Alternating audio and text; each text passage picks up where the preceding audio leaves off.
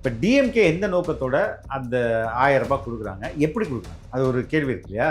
வாக்கு ஓட்டை மையப்படுத்தி தான் அதை வந்து கொடுக்குறாங்க. எனக்கு பெண்கள் ஓட்டு வேணும், அந்த பெண்கள் ஓட்டை கவர்றதுக்கு இந்த 1000 ரூபாய் கொடுத்துருவோம் அப்படின்றது தான் அவங்களோட அடிப்படை நோக்கம். அதை எப்படி செயல்படுத்துறாங்க? ஏடிஎம்கே சொல்லுது இது 2000 ரூபாய், அது எப்படி கொடுக்க போகுதுன்னு சொல்லுது. இபிஎஸ் சொன்னார் பாத்தீங்களா, வரியை உயர்த்தி வருவாயை பெருக்கி. ஏன் வரியை உயர்த்தி என்கிட்ட இருந்து காசை வாங்கி நாங்க கொடுக்க போறியா?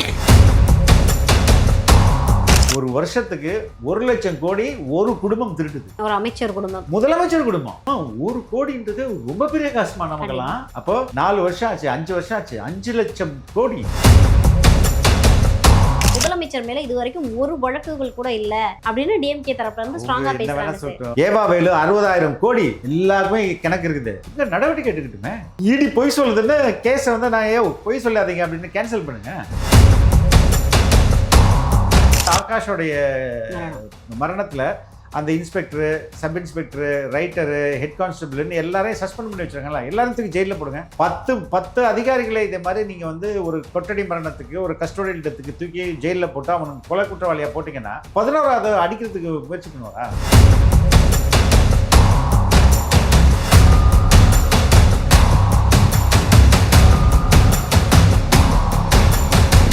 விஜய் அவர்களுடைய தனிப்பட்ட வாழ்க்கையில வந்த விவகாரமா இருக்கட்டும், இல்ல இப்போ இந்த என்டிஏ கூட்டணி விவகாரமா இருக்கட்டும், தொடர்ந்து வந்து எல்லாருமே வந்து ரியாக்ட் பண்ண ஆரம்பிச்சிட்டாங்க. லைக் வந்து தலைவா நீங்க இப்படி பண்ணுவீங்களா, தளபதி நீங்க இப்படி பண்ணுவீங்களா, இது வந்து தயவு செஞ்சு நீங்க இந்த டிசிஷன் எடுத்துறாதீங்க அப்படின்றப்போ ஓகே, ஒரு எல்லாருக்குமே வந்து அந்த நம்பக்கூடிய ஒரு தாட் வந்துருச்சு. ஆமா, சொன்னேன். ஏன்னா இங்க இருந்து ஓட்டு பிரியுது. தாவேக்காக்கு வந்து வெகு அளவில் மக்கள் போறாங்க. இதை எப்படி தடுக்க முடியும்? இப்படி பொய் செய்தி பரப்பி தானே தடுக்க முடியும். ஆனா உண்மை ஒரு நாள் வெல்லுமா? இன்னைக்கு தெரிஞ்சிச்சுல, இன்னைக்கு தெரிஞ்சா இல்லையா?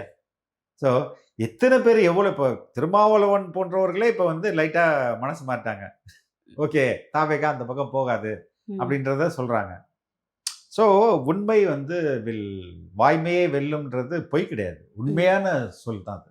Okay sir, okay. இப்போ நம்ம தாவேக்கா தரப்புல இருந்து வந்து தேர்தல் அறிக்கையை வந்து வெளியிட்டிருந்தாங்க விஜய் அவர்கள். அதுக்கு அறிக்கையில ஒரு சின்ன பகுதிகள் மட்டும். ஆமா, அது வந்து சொல்லி முடிச்சோன்னு அவங்களே சொல்லிட்டாங்க, இது வெறும் சாம்பிள் தான் அப்படின்னு சொல்லிட்டு விஜய் அவர்களே சொல்லியிருந்தாங்க. பட் அதுல கொடுக்கப்பட்ட அந்த திட்டங்கள், நலத்திட்டங்கள் அப்படின்றது எதுவுமே புதிதான ஒரு விஷயம் இல்லை. ஆல்ரெடி திமுகவும் அதிமுகவும் பண்ண விஷயத்தை தான் விஜய் அவர்களும் பண்றாங்க அப்படின்ற விவாதமும் தொடர்ந்து போய்கிட்டே இருந்தது. இடைப்பட்ட காலத்துல உங்ககிட்ட வந்து இதை பேச முடியலன்றதுனால இப்ப டைம் கிடைக்கும் போது பேசுறேன். ஏன்னா ரெண்டுக்கும் உள்ள நோக்கம்னு ஒண்ணு இருக்கு.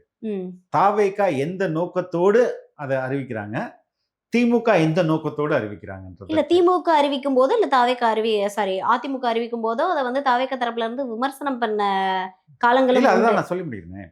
இப்ப டிஎம்கே எந்த நோக்கத்தோட அந்த 1000 ரூபாய் கொடுக்குறாங்க, எப்படி கொடுக்குறாங்க? அது ஒரு கேள்வி இருக்கு இல்லையா? வாக்கு ஓட்டை மையப்படுத்தி தான் அதை வந்து கொடுக்குறாங்க. எனக்கு பெண்கள் ஓட்டு வேணும், அந்த பெண்கள் ஓட்டை கவர்றதுக்கு இந்த 1000 ரூபாய் கொடுத்துருவோம் அப்படின்றது தான் அவங்களோட அடிப்படை நோக்கம். அதை எப்படி செயல்படுத்துறாங்க? இந்த 1000 ரூபாய் அவங்க வந்து நம்ம அரசு சம்பாதிக்கிற காசுலேருந்து கொடுக்கல.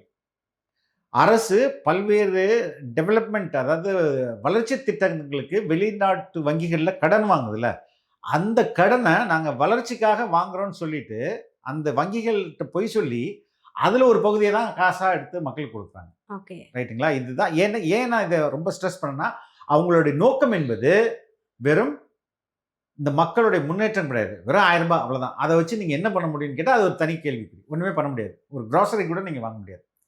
இப்போ ஏடிஎம்கே சொல்லுது இது 2000 ரூபாய், அது எப்படி கொடுக்க போகுதுன்னு சொல்லுது. இபிஎஸ் சொன்னார் பார்த்தீங்களா, வரியை உயர்த்தி வருவாயை பெருக்கி.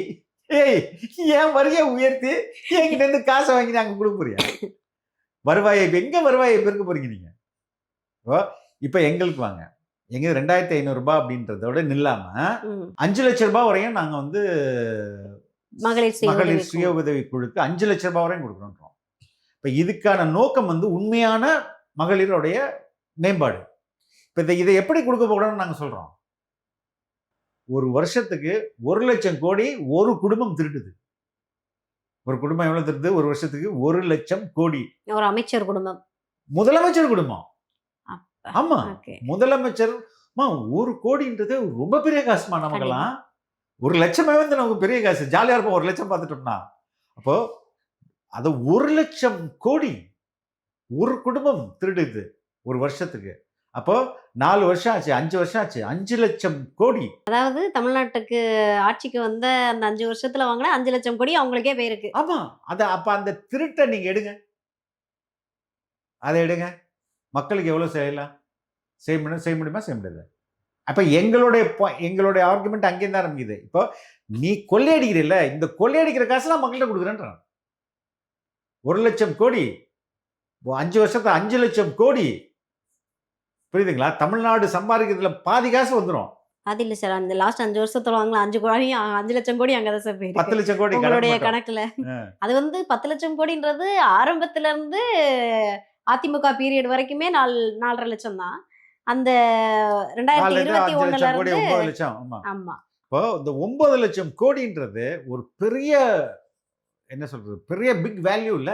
கண்டிப்பா சார். அதுதானே நாங்க மக்களுக்கு குடுக்குறோம். இப்ப 2 எல்லாத்துக்கும் ஒரு வித்தியாசம் இருக்குல்ல. இந்த அடிப்படையில தான் சொல்றோம். அது வந்து எங்களது உண்மையான மக்கள் பெண்கள் மீது அக்கறையில நாங்க குடுக்குறது. அவங்கலாம் ஓட்ட மையப்படுத்தி குடுக்குறது. இல்ல இது டிஎம்கே தரப்புல இருந்து என்ன சொல்லப்படுது அப்படின்னா, விஜய் அவர்கள் தஞ்சாவூர்ல பேசும்போது சாரி மகளிர் தினத்துல பேசும்போது முதலமைச்சர் 30% டாக்ஸ் அப்படின்னு ஒரு விஷயத்த ஆமா, ஸ்டாலின் போட்டுட்டாங்க. டாக்ஸ். அத வந்து டிஎம்கே தரப்புல இருந்து இப்படி வந்து நீங்க போற போக்குல வந்து ஒரு முதலமைச்சர் மேல வந்து அலிகேஷன் வச்சுட்டு போக்கூடாது.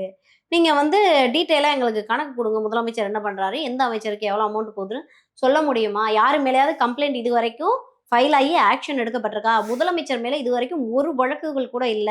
அப்படின்னு டிஎம்கே தரப்புல இருந்து அவங்க ஸ்ட்ராங்கா என்ன வேணா பேசுறாங்க சார். சொல்லட்டும். ஏவாவேலு 60,000 கோடி எல்லாருக்குமே கணக்கு இருக்குது.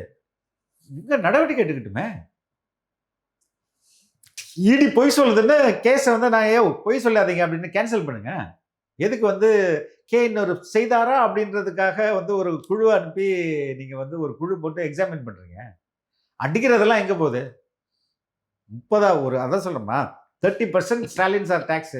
ம். இந்த 30% எல்லா என்ன இன்வெஸ்டிகேஷன்லயும் வெளியான உண்மை. 30% பார்ட்டி ஃபண்ட் 10%, அதுக்கப்புறம் அமைச்சருக்கு 5%, அதிகாரிக்கு 5%. இது வந்து அலாட்மெண்ட் ஸ்டேஜ்ல. அதுக்கப்புறம் ஒர்க் அலாட் பண்ணி பேமெண்ட் டைம்ல ஒரு 20%. எங்க போகுது இதெல்லாம்? யூனிஃபைடா ஒரு ஆப் டெவலப் பண்ணிட்டு எவ்வளவு லஞ்சம் வந்து இன்னைக்கு 10 கோடி வந்துச்சா அப்படின்னு பாக்குற அளவுக்கு முன்னேறி இருக்கும் அந்த அரசு. சரிங்களா? அதனால அவங்க வந்து இது என்ன வேணா சொல்லலாம். உண்மை என்பது மக்களுக்கு தெரியும். என்னுடைய வாழ்க்கை முன்னேறி இருக்கா இந்த 5 ஆண்டுகள்ல இந்த அரசுனால? உங்க வாழ்க்கை முன்னேறி இருக்கா? நீங்க கஷ்டப்பட்டு உழைச்சதுனால தான் உங்க வாழ்க்கை முன்னேறி இருக்கும்போது, இந்த அரசால் எனக்கு என்ன முன்னேற்றம் நடந்தது? அதே 5 ஆண்டுகளுக்கு முன்பு சாதாரண சைக்கிள்ல வந்த ஒரு கவுன்சிலரோட வாழ்க்கை இன்னைக்கு எவ்வளவு முன்னேறி இருக்கு? அவன்கிட்ட எவ்வளவு சொத்து இருக்கு? எப்படி வந்தது? மக்கள் காசை திருடுனதுனால தானே வந்தது.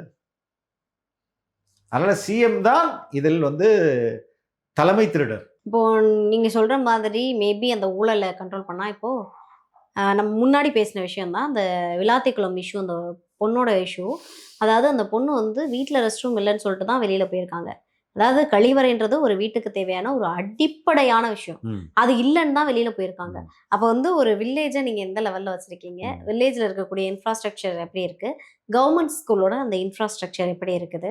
ஸோ நீங்க மேனேஜ் பண்ணக்கூடிய அந்த விதம் அப்படின்றது எப்படி இருக்குன்றதே, இவ்வளோ பெரிய கேள்விகள் உங்க பின்னாடி தொரத்திக்கிட்டு இருக்கும்போதே, நாங்க வந்து முன்னணி மாநிலமா இருக்கோம்னு இப்போ வரைக்குமே மார்த்தடிக்கிறாங்க. இதுல என்ன பயம் வந்து மக்கள் கிட்ட வர ஆரம்பிச்சிருக்கு. என்னன்னா, இப்பவே வந்து இவ்வளவு கொடுமைகள் நடந்துகிட்டு இருக்குன்னா, மறுபடியும் இந்த பேய் டிஎம்கே ஒரு 5 ஆண்டு வந்துச்சுன்னா என்ன நடக்க போகுதுன்றதுனா இப்பவே வந்து எந்த பெண்களுக்கும் வந்து முக்கியமா வந்து ரொம்ப குழந்தைங்களுக்கு சுத்தமா பாதுகாப்பு கிடையாது.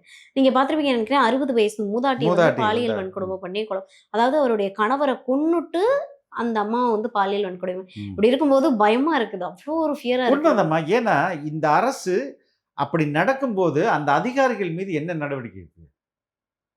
உடனடியா அந்த குற்றம் மொத்த பண்ணவங்க மேல யூனிட்டையும் என்ன வந்து இல்ல நான் சொல்றேன்.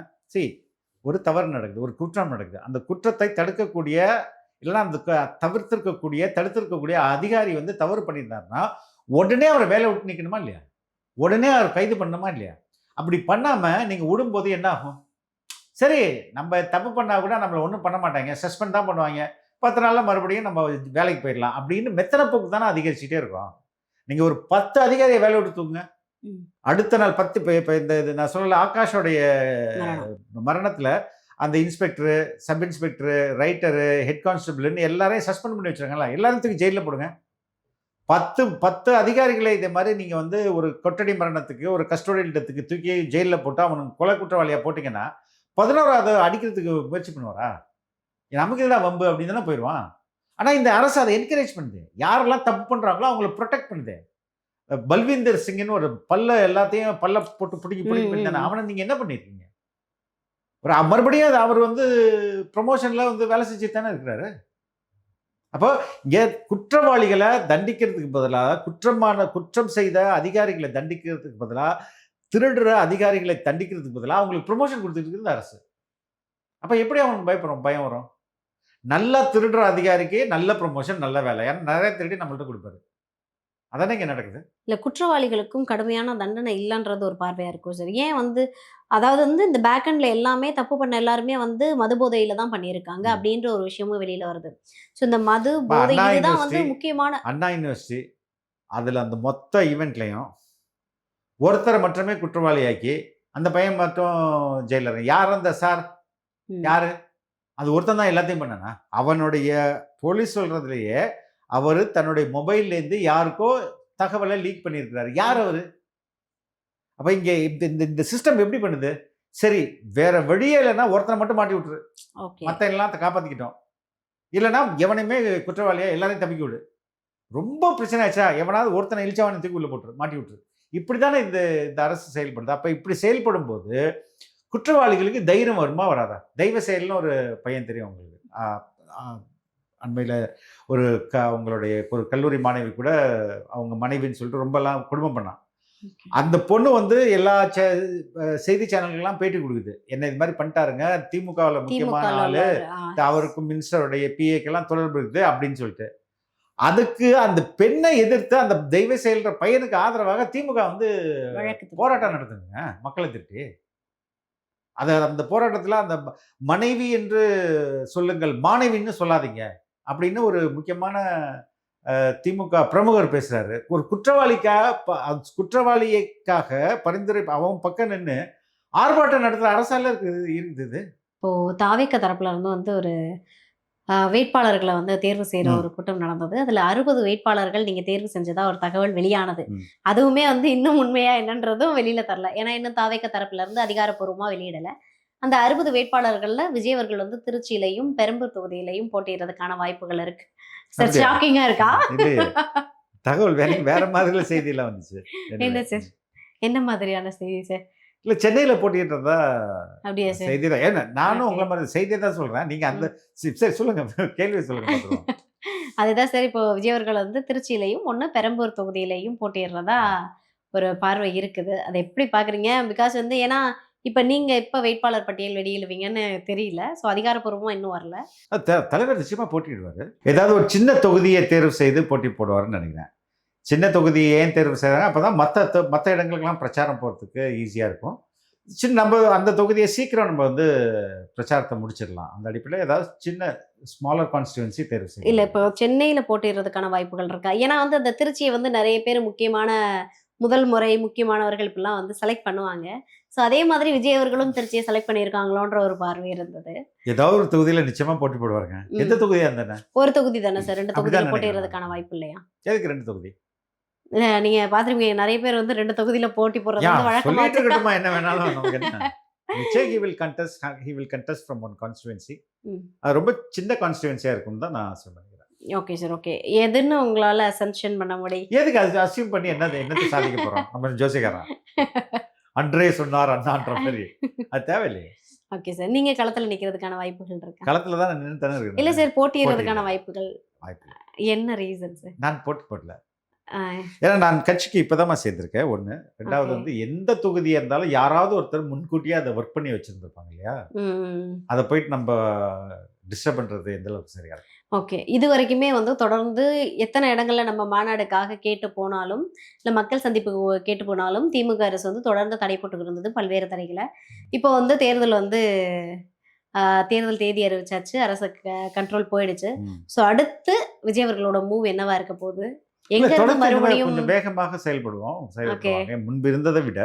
இப்போ தேர்தல் அறிக்கை இருக்குது, கேண்டிடேட் செலெக்ஷன் அனௌன்ஸ்மெண்ட் இருக்குது. அதுக்கடுத்து மற்ற பகுதிகளில் வந்து பொதுக்கூட்டம், மாநாடு, மக்கள் சந்திப்பு இதெல்லாம் பண்ணுவதற்கான ரொம்ப ஸ்பீடாக ஒர்க் பண்ணுவாங்க. ஓகே. தேர்தல் அறிக்கை அடுத்த கட்டமா எப்ப சார் வெளிய வரும்? ஏன்னா ஃபர்ஸ்ட் தேர்தல் அறிக்கை இந்த மகளிர் தினத்தன்னைக்கு வெளியிட்டதுல ஃபுல்லும் மகளிர பேஸ் பண்ணியே இருந்தது. ஸோ அடுத்து வந்து என்ன மாதிரியான இருக்கும்? வெகு விரைவிலே வரும். ரொம்ப வளர்ச்சியை மையப்படுத்தியதாக இருக்கும். ஓகே. கிராமப்புற பொருளாதாரத்தை மேம்படுத்துகிற வகையில் நிறைய அனௌன்ஸ்மெண்ட் இருக்கும். Okay sir. ஓகே. அப்போ அடுத்து நீங்க எங்க இருந்து ஸ்டார்ட் பண்ண போறீங்க? எங்கேருந்து உங்களுடைய ஸ்டார்ட் பண்ண போறீங்கன்னா மக்கள் பயணத்த? டீப் சவுத் இருக்கும்னு நினைக்கிறேன். Okay sir. சென்னையில எப்போ? தொடர்ச்சியாக பண்ணுவோம். Okay sir. Thank you. Thank you so thank you. Much sir. Thanks lot.